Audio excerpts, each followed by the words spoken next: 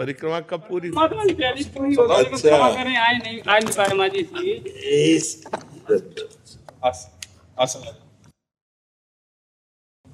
गोरेदाव की मानती हूँ। हाँ, गोरेदाव जी महाराज जी, महाराज जी, प्रभु जी आप जय हो जय हो जय।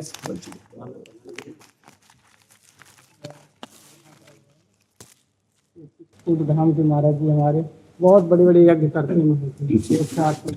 ये आप दिल्ली साध समाज मंडल के अध्यक्ष मल्लिकार्जुन कुमार जी, उनके जो मचान वाले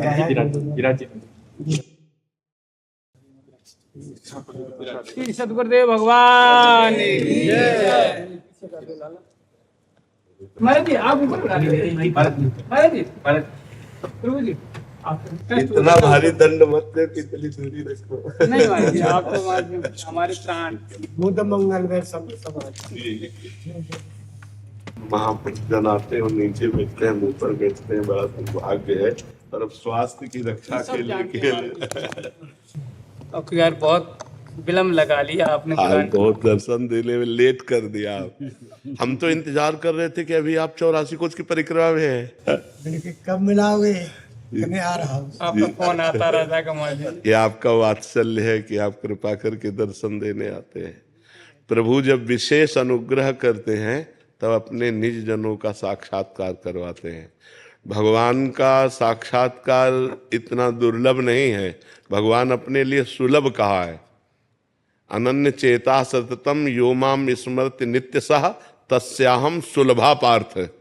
नित्य युक्तस्य योगिना, मैं सुलभ हूँ। लेकिन बोले बहुनाम जन्मनावंते ज्ञानवान माम प्रपद्यते वासुदेवा स्वरमित सा महात्मा सुदुर्लभा। महात्मा सुदुर्लभा और अहम सुलभा। भगवान अपने लिए तो कहते हैं मैं सुलभ हो सकता हूं, लेकिन मेरे को भजने वाले और मेरे को प्राप्त और सर्वत्र मेरा साक्षात्कार करने वाले ऐसे महात्माओं का दर्शन दुर्लभ है। भगवान देवर्षि नारद जी भी कहते हैं महत्संगस्तु दुर्लभो अगम्यो अमोघश्च। महापुरुषों का संग मिलना दुर्लभ है। यदि निर्वाह कर ले जाए, संत संग निर्वाह करना बड़ा कठिन होता है। अगर संत संग निर्वाह कर ले जाए तो अमोघश्च, निश्चित भगवत प्राप्ति हो जाएगी, निश्चित वो भगवदानंद को प्राप्त हो जाएगा। अनुग्रह का मूर्तिमान स्वरूप भगवान का क्या है? जैसे सच्चिदानंद का मूर्तिमान स्वरूप भगवान है, तो भगवान के अनुग्रह, भगवान की कृपा का मूर्तिमान स्वरूप क्या है? संत जन। भगवान की कृपा का अगर मूर्ति रूप देखना है तो संत जन है, कृपा मूर्ति है। कृपा रूप जो वपु धर्यो, साक्षात भगवान की कृपा ने जब वपु धारण किया तो संत नाम से कहा गया। कृपा वपु, वपु हम। बहुत सौभाग्य, बहुत सौभाग्य। थोड़ा महाराज जी राम नाम की थोड़ा महिमा, वैसे तो सुनते अरे हम राम नाम की महिमा कहाँ कहे, कहाँ लगी नाम बड़ाई, राम न सकत नाम गुण गाए। पहली महिमा तो ये है कि हम जीव क्या भगवान की नाम की महिमा का वर्णन कर सकते हैं। स्वयं नामी भगवान भी अपने नाम की महिमा का वर्णन करने में पूर्ण असमर्थ है, पूर्ण महिमा करने में असमर्थ है। गोस्वामी तुलसीदास जी ने कहा एक पद में कि राम राम राम जी जौलो तू न जपि है, तौलो तू कहूँ जाए तिहु ताप तपि है। सुरसर तीर बिन नीर दुख पाई है, सुर तरु तरे तो ही दारिद सताई है। गोस्वामी जी कह रहे यदि ये जिभ्या तू राम राम राम राम राम नहीं रटेगी तो तू कहीं भग करके जाए, कहीं त्रिभुवन में भाग करके हो आए, तुझे शांति नहीं मिलने वाली, तुझे विश्राम नहीं मिलने वाला, तुझे परमानंद नहीं मिलने। गंगा के समीप मरेगा अगर भगवान से विमुख है तू, पर गंगा जल तेरे मुख में नहीं जाएगा, तेरा मंगल नहीं हो पाएगा। कल्प तरु के नीचे रहेगा लेकिन तेरे को दारिद्र सताएगा यदि राम राम मुख से नहीं बोलेगा। अगर राम नाम मुख में नहीं तो गंगा के तीर भी तू विमुख होकर मरेगा, कल्प तरु के नीचे भी तू दरिद्र ही रहेगा, यदि तेरी जिह्वा पे राम नाम, जागत बागत सपने न सुख सोई है, जुग जुग जन्म जन्म जग रोई है। तो चाहे जागृत हो, चाहे स्वप्न में हो, चाहे सुसुप्ति में हो, तू अशांत ही रहेगा। जन्म जन्म जुग जुग तुझे रोना ही पड़ेगा। छूटवे के जतन विशेष बांधे जाएगो, हो है विष भोजन जो सुधा सान खाएगो। छूटने का प्रयास करेगा तो विशेष बांधा जाएगा यदि राम नाम नहीं है। किस और साधनों का बल शून्य बल है, और भगवान के नाम का बल अंक बल है। जैसे अंक विराजमान होने पर शून्य 10 गुना लाभ देता है, ऐसे राम नाम मुख में चल रहा है और साधन बन रहे हैं, वो 10 गुना लाभ देंगे। यदि राम नाम नहीं है, अंक नहीं है, तो शून्य शून्य ही है। भगवान ने स्वयं कहा, व्रतांश यज्ञ छंदांश तीर्था नियमा यमा, इनके द्वारा मैं वशीभूत नहीं होता। बड़े बड़े व्रत, बड़े बड़े नियम, बड़े बड़े तीर्थ, बड़े बड़े यम, इनके द्वारा नहीं होता। यदि साधु समाज मिल जाए, भगवान ने कहा वो साधु समाज सब संगों का त्याग करवा के भगवान के नाम में प्रीति करवा देती।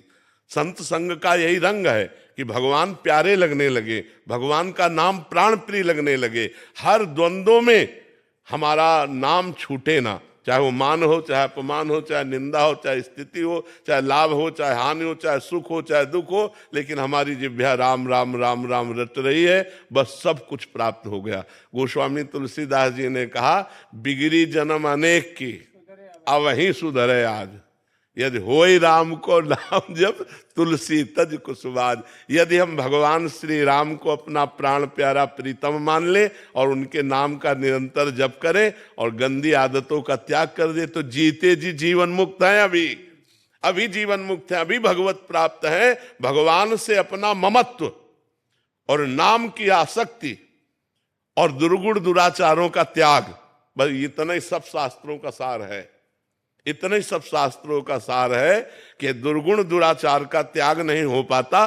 कहीं ना कहीं भगवान नाम आश्रय तो लिए हैं, पर दुर्गुण दुराचार का जो त्याग नहीं हो पाता, इसीलिए भगवदानंद की अनुभूति नहीं हो पाती।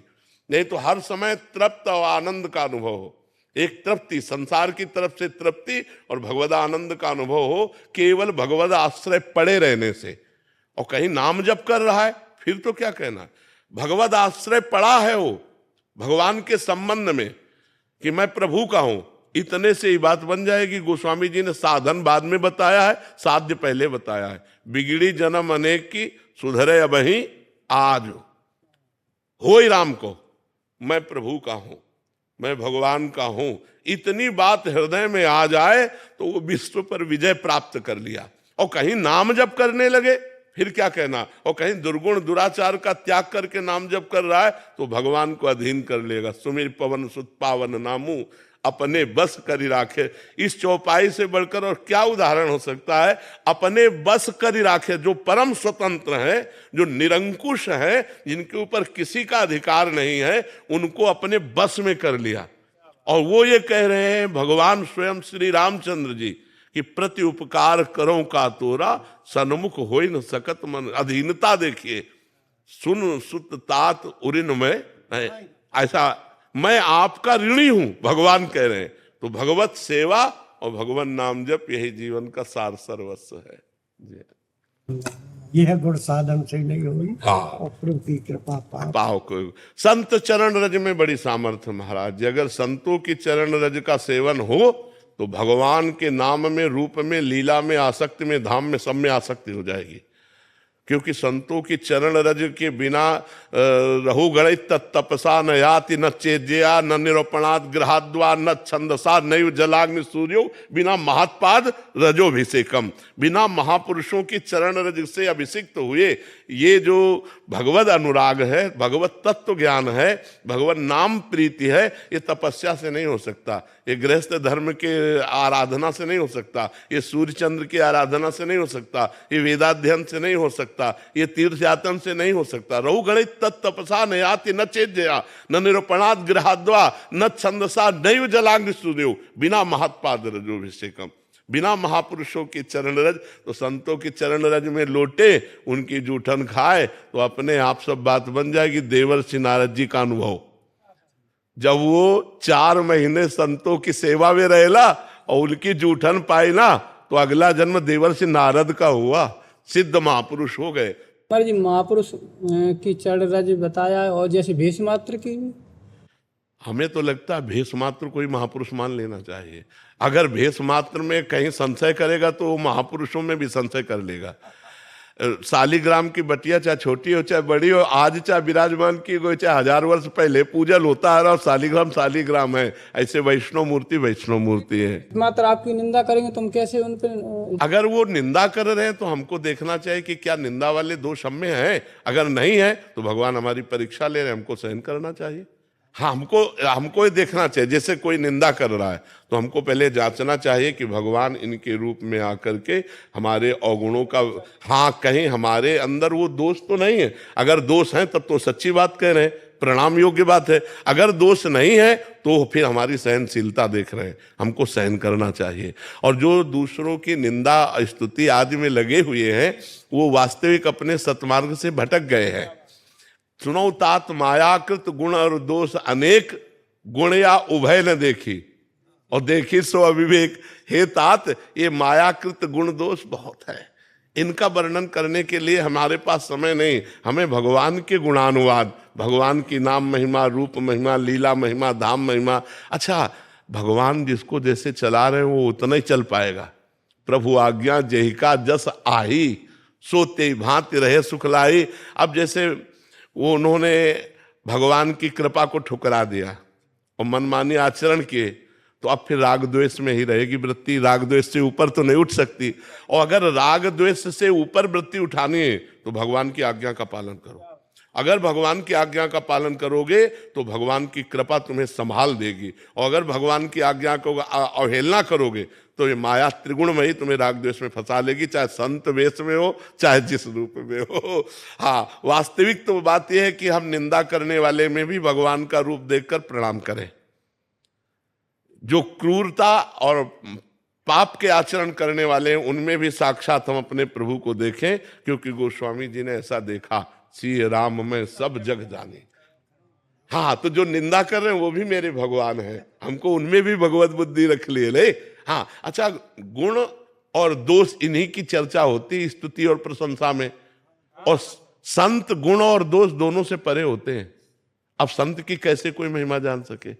संत गुण और दोष से परे होते हैं।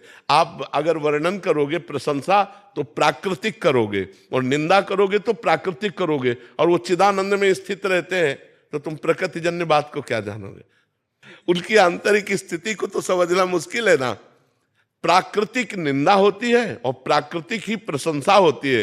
अप्राकृतिक जो चिदानंद भगवत प्रेम है उसे तो नहीं जाना जा सकता ना। इसलिए निंदा और स्तुति दोनों मायाकृत हैं और दोनों त्याज्य हैं, दोनों त्याज्य हैं। ग्रहण योग्य है भगवान का स्तुति, भगवान की महिमा, भगवान का नाम, भगवान का रूप, भगवान की लीला। इसीलिए ज्यादा मिलना नहीं चाहिए किसी से। साधु को संयम से मिलना चाहिए। अगर हमने देखा कि इष्ट मिले और मन मिले, मिले भजन रस रीति, तो तहा निसंक होए मिलिए तासु कीजे प्रीति। जैसे इस समय जो हमें सुख है वो सुख भजन में भी हमें नहीं है। संत मिलन। हाँ, उमा संत समागम सम न लाभ कछु आन। ये भगवान जब विशेष कृपा करते हैं तब अपने प्रेमी जनों का संग दे देते हैं। जब द्रवहि दीन दयालु राघव तो साधु संगति पाई। जब रघुनाथ जी कृपा करते हैं तब भक्तों का संग प्रदान कर देते। बड़ी कृपा, बड़ी कृपा माजी आप। पुण्य पुण्य बल मिला ही न संसार। हम लोगों के आज बड़े पुण्य थे, संतों के दर्शन। ये तो प्रधानता आपकी कृपा रही जो आप दर्शन करवाए।